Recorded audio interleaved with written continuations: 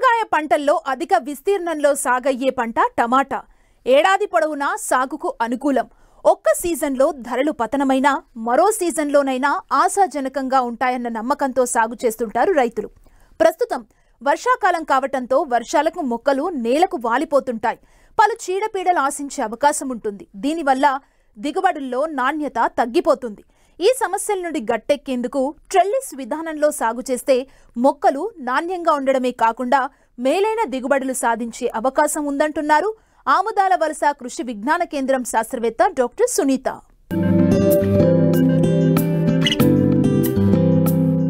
టమాటా పంటను సంవత్సరం పొడవునా అన్ని ఋతువుల్లోనూ సాగు చేయవచ్చు. అధిక దిగుబడి మాత్రం శీతాకాలంలో వస్తుంది. బాగా నీరు ఇంకే బరువైన గరప నేలలు ఈ పంటకు అనుకూలం.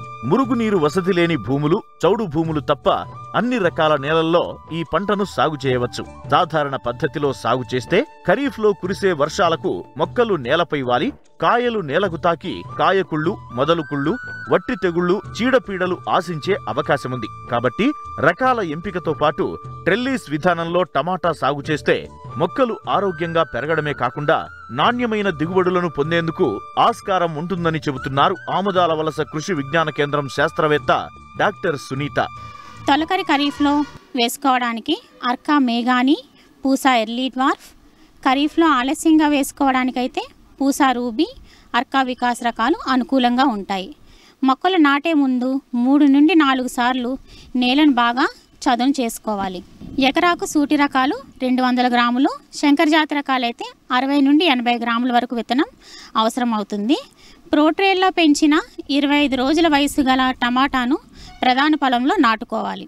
పొలం అంతా ఒకేసారి కాకుండా 15 రోజుల వ్యవధితో 3 దఫాలుగా మొక్కలు నాటుకోవాలి. దీనివల్ల పంట అంతా ఒకేసారి కోతకి రాకుండా దఫాలుగా చేతికి అందడం వల్ల ధరల ఆటుపోట్లను రైతు అధిగమించుకునే అవకాశం ఉంటుంది. ట్రెల్లీస్ పద్ధతిలో మల్చింగ్ మరియు డ్రిప్ విధానంలో సాగు చేయడం వల్ల చాలా ఆరోగ్యవంతమైన మొక్కలను పెంచుకోవడమే కాకుండా దిగుబడిని తీసుకోగలుగుతారు. సాధారణ పద్ధతిలో పండించేదానికంటే ట్రెల్లీస్ విధానంలో టమాటాను పండిస్తే 3 రెట్లు అధికంగా దిగుబడి వస్తుంది. ఈ పద్ధతిలో మొక్కలను ఎడంగా పెట్టి నాటుకోవడం వల్ల మంచి వాతావరణంతో పాటు మొక్క ఏపుగా పెరుగుతుంది. దీంతో అధికంగా కొమ్మలు వచ్చి పూత అధికంగా పూస్తుంది. నేలపైన టమాటా కాయలు ఉండకుండా టమాటా కాత పైనే ఉంటుంది. దీనివల్ల టమాటా పెద్దగా, నాణ్యతగా, ఎలాంటి మచ్చలు లేకుండా అధిక బరువుతో కాస్తుంది. ఈ టమాటాకు మార్కెట్లో మంచి డిమాండ్ ఉంటుంది. మంచి ధర కూడా పలుకుతుంది. ట్రెల్లీస్ పద్ధతిలో టమాటా సాగుకు ఉద్యాన శాఖ ఎకరాకు 7,500 రూపాయల సబ్సిడీ కూడా ఇస్తోంది. అసలు ట్రెల్లీస్ విధానంలో టమాటా సాగు ఎలా చేయాలో తెలుసుకుందాం. ఎటు చూసినా 2 అడుగులు వచ్చే విధంగా మొక్కలు నాటుకోవాలి. 6 నుంచి 8 అడుగులు పొడవున ఉండే కర్రలను 1.5 నుంచి 2 అడుగుల గుణపంతో తీసిన రంధ్రంలో పాతుకోవాలి. కర్రల వ్యాసార్థం 2 సెంటీమీటర్లు ఉంటే ట్రెల్లీస్ పద్ధతి దృఢంగా ఉంటుంది. నారు నాటిన 15 నుంచి 20 రోజులలో ఈ పద్ధతి పాటించుకోవాలి.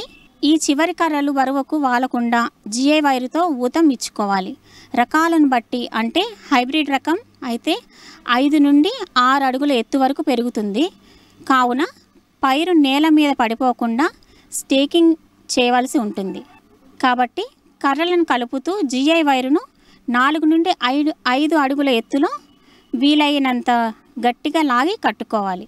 కర్రలకు మధ్యన 7 అడుగుల దూరంలో వరుసలో కర్రలు పాతుకోవాలి. కర్రకు మొదల నుంచి అడుగు ఎత్తులో ప్లాస్టిక్ వైరును కర్రకు ఇరువైపులా కట్టుకోవాలి. ఈ ప్లాస్టిక్ వైరు మధ్యలో నుంచి మొక్క పెరిగే విధంగా ఏర్పాటు చేసుకోవాలి. ట్రెల్లీస్ పద్ధతిలో డ్రిప్, మల్చింగ్ షీట్ వాడటం వలన మొక్కలు ఆరోగ్యంగా పెరిగి నాణ్యమైన దిగుబడిని తీసుకోగలరు. అంతేకాకుండా నీటి ఆదాతో పాటు కలుపు సమస్య తగ్గుతుంది. చీడపీడలు కూడా అదుపులో ఉంటాయి. కలుపు తక్కువగా ఉండటం వల్ల కూలీలపై పెట్టే ఖర్చు కూడా తగ్గుతుంది. సాధారణ పద్ధతిలో ఎకరాకు 10 నుంచి 15 టన్నుల దిగుబడి వస్తే ట్రెల్లీస్ విధానంలో 25 నుంచి 40 టన్నుల దిగుబడి వచ్చే అవకాశముంది. కాబట్టి రైతులు కొంత శ్రమైనా ఈ విధానంలో యాజమాన్యం చేపట్టడం సులువుగా ఉండటమే కాకుండా మంచి దిగుబడులు సాధించి అధిక ఆదాయాన్ని పొందవచ్చు.